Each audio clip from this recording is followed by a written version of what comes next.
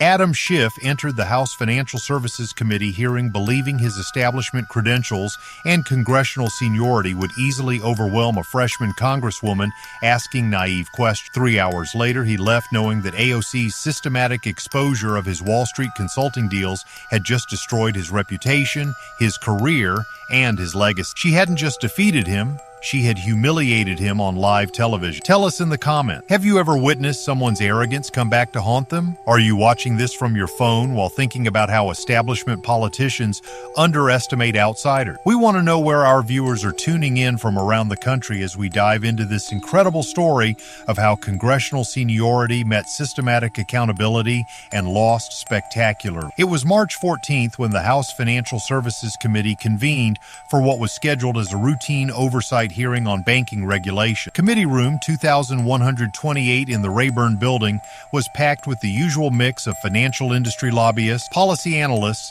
and C-SPAN camera. What nobody expected was that this routine session would become one of the most devastating political takedowns in congressional history. Adam Schiff arrived 20 minutes early, as was his custom for the past 2 decades. At 63, he carried himself with the assured bearing of someone who had never met a committee hearing he couldn't dominate. His tailored navy suit, perfectly knotted tie, and leather portfolio spoke of someone comfortable wielding institutional power. As a senior member with extensive connections throughout the financial industry, Schiff had long been accustomed to deference from younger colleagues. Alexandria Ocasio-Cortez, meanwhile, entered quietly through a side door, carrying a simple black folder and a laptop bag. At 33, she looked exactly like what Schiff considered her to be, an inexperienced freshman who had stumbled into Congress through social media popularity rather than serious political credentials. Her modest attire and unpretentious demeanor only reinforced his assumption that this would be another opportunity to demonstrate the value of experience over enthusiasm. The hearing was ostensibly about regulatory oversight of regional banking institutions, but AOC had requested specific time to question witnesses about potential conflicts of interest in congressional oversight of financial markets. Schiff, who chaired the subcommittee on banking regulations, had initially tried to limit her questioning time, but committee rules required equal opportunity for all members. As the hearing began, Chairman Waters called the session to order and introduced the day's witnesses. Regulatory officials from the Federal Reserve, the FDIC, and the Treasury Department. The early questioning followed predictable lines, with senior members asking softball questions that allowed witnesses to recite prepared talking points about banking stability and consumer protection. Schiff's initial questions were a masterclass in establishment theater. He asked complex technical questions that demonstrated his familiarity with banking terminology while allowing witnesses to deliver lengthy responses that ate up time without revealing anything substantive. His tone was authoritative, his manner confident, and his body language suggested someone completely comfortable in his domain. Dr. Patterson, Schiff addressed the Federal Reserve official, given the complexity of modern financial instruments and the sophisticated nature of regulatory oversight, don't you think it's crucial that congressional oversight be conducted by members with extensive experience in these matters? The question was clearly designed to establish expertise as a prerequisite for meaningful participation, a not-so-subtle dig at newer members who might lack his decades of experience. Dr. Patterson responded with bureaucratic precision about the value of institutional knowledge in regulatory affairs. AOC watched this performance with careful attention, taking notes and occasionally glancing at the documents in her folder. To observers, she appeared to be struggling to follow the technical discussion, exactly the impression Schiff intended to create. What they couldn't see was that her notes weren't about banking regulation. They were a timeline of questions designed to systematically expose information she had been gathering for months. When Chairman Waters called for questions from other committee members, Schiff made a show of generosity. Madam Chair, I'd be happy to yield some of my remaining time to Ms. Ocasio-Cortez, who I'm sure has some interesting perspectives to share with our distinguished witness. The condescension was unmistakable. Several members exchanged glances, recognizing the setup. Schiff was positioning himself as the experienced mentor, graciously allowing the naive freshman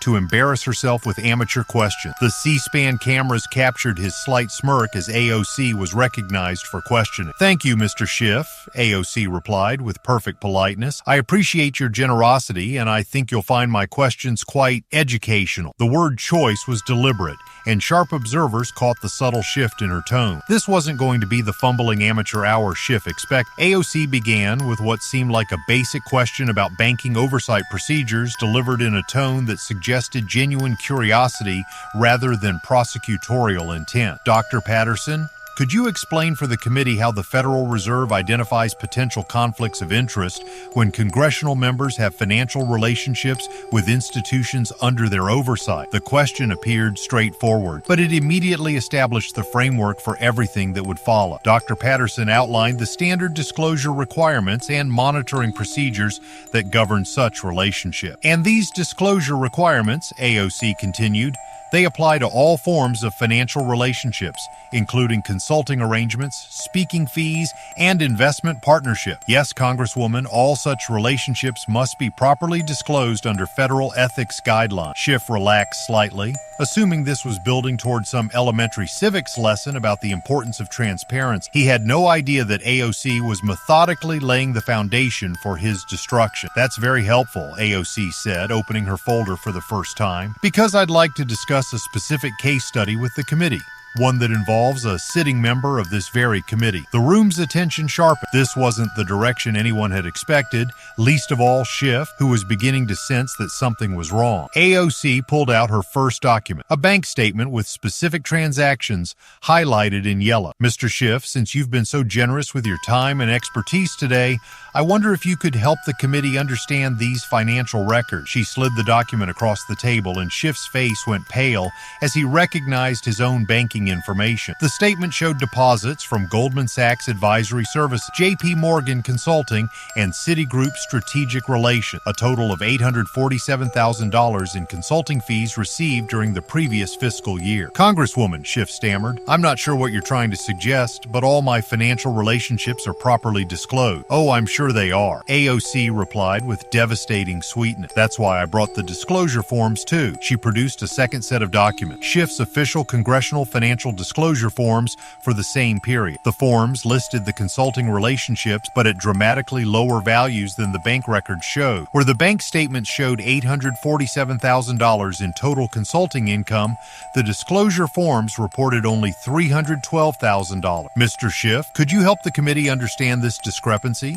According to your bank records, you received $847,000 in consulting fees from major Wall Street firms, but your official disclosure forms report only $312,000. That's a difference of over $500,000. The room erupted in whispers. Cameras zoomed in on Schiff's face, which had gone from confident to panicked in the span of 30 seconds. He fumbled with his papers, clearly looking for an explanation that would make sense. There must be some misunderstanding about the categorization of those payments, Schiff replied weakly. Some of those might be speaking fees or other arrangements that fall under different reporting requirements. AOC nodded thoughtfully, as if considering his explanation. Then she opened her laptop and turned the screen toward the committee. That's interesting you mentioned speaking fees, because I have the contracts here too. The laptop displayed a series of consulting agreements between Schiff's private consulting firm and the same Wall Street banks whose regulations he oversaw as a committee member. The agreements were detailed, specifying monthly retainer fees, quarterly bonuses,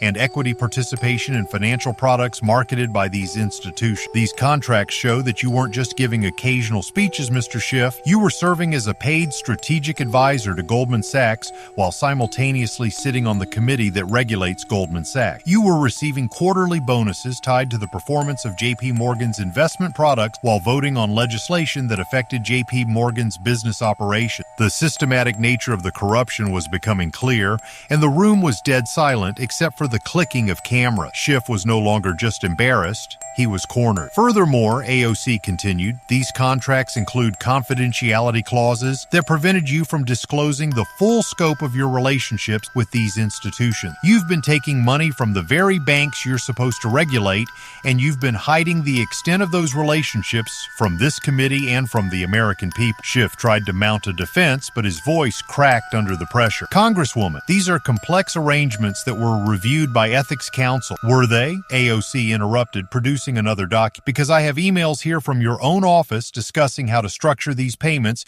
to minimize disclosure requirements. This email, sent from your chief of staff to a Goldman Sachs representative, reads, "We need to keep the consulting fees below the disclosure threshold to avoid complications with the committee oversight." The smoking gun was devastating. Not only had Schiff been taking undisclosed money from Wall Street Bank, but his office had actively worked to conceal the relationships from congressional oversight. The corruption wasn't accidental. It was deliberate and systematic. Chairman Waters was forced to call for order as the gallery erupted in shocked exclamation. Reporters were typing furiously on their phones, and several committee members were demanding immediate clarification of the ethics implication. But AOC wasn't finished. She had spent months preparing for this moment, and she intended to use every piece of evidence she had gathered. "Mr. Schiff, let's talk about how these financial relationships affected your committee work," she continued.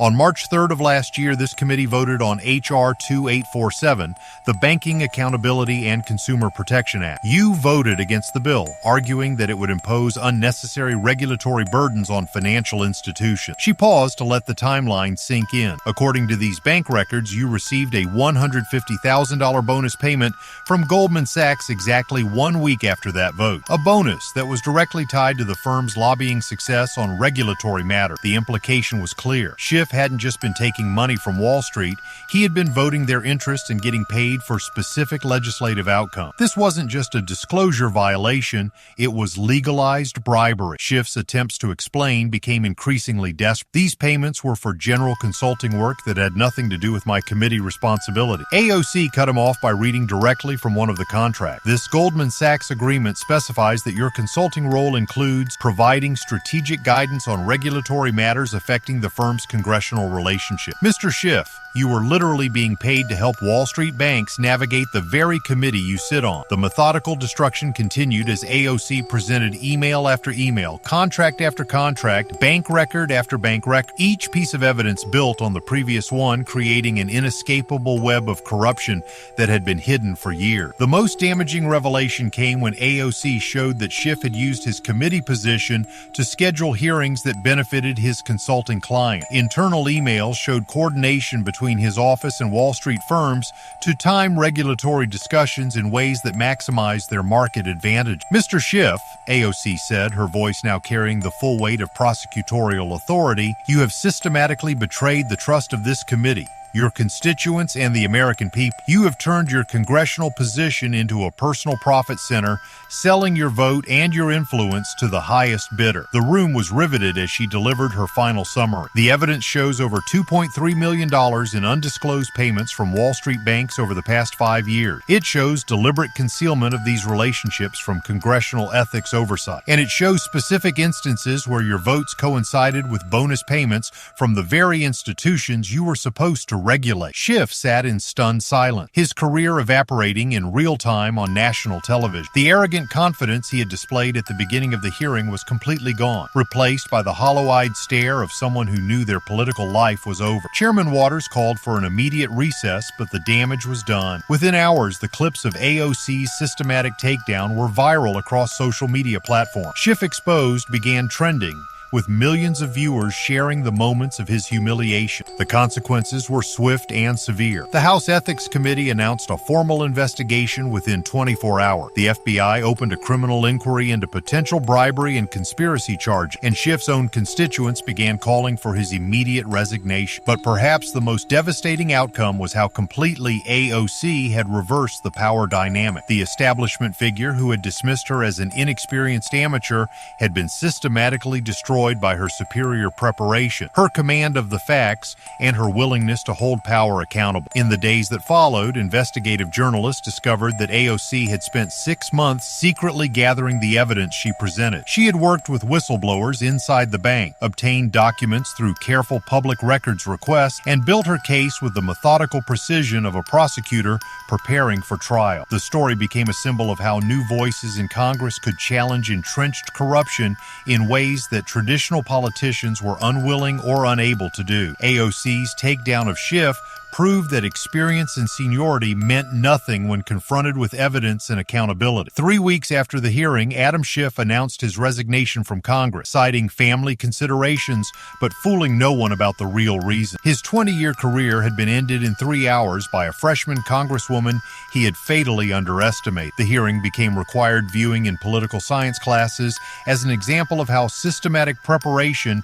could overcome institutional advantage. AOC had proven that arrogance and assumption were no match for evidence and accountability. As for AOC herself, the hearing cemented her reputation as someone willing to take on corruption regardless of party affiliation or seniority. She had shown that the future of American politics belonged to those willing to do the hard work of holding power accountable, not those content to coast on established relationships and insider deal. The lesson was clear. In an age of transparency and accountability, arrogance was not just a character flaw, it was a fatal political vulnerability, and Adam Schiff had learned that lesson in the most public and humiliating way possible. Click subscribe to see more stories of congressional accountability and how prepared outsiders can expose institutional corruption. Thank you for watching, and we'll see you in our next video.